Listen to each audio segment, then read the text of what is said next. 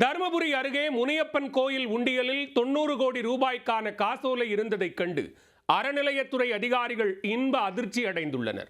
கோயிலுக்கு இவ்வளவு பெரிய தொகையை கொடுத்த கொடைவள்ளல் யார் என்பதை அறிய பொதுமக்கள் ஆர்வம் காட்டி வருகின்றனர்.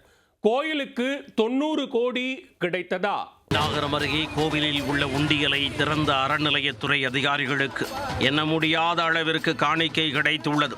அந்த காணிக்கையை செலுத்திய செல்வந்தரின் சாகசத்தை அறியும் அளவிற்கு அவர்கள் சென்றது ஏன், நடந்தது என்ன?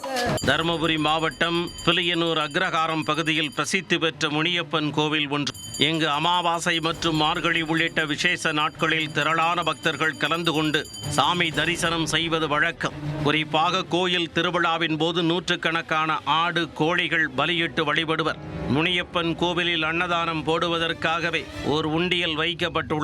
அந்த உண்டியல் மாதந்தோறும் திறக்கப்பட்டு காணிக்கை வருவாய் கோவில் கணக்கில் வரவு வைக்கப்படும். இந்நிலையில் முனியப்பன் கோவிலில் உண்டியல் திறக்கப்பட்டு தருமபுரி அறநிலையத்துறை அதிகாரிகள் முன்னிலையில் காணிக்கை எண்ணப்பட்டது.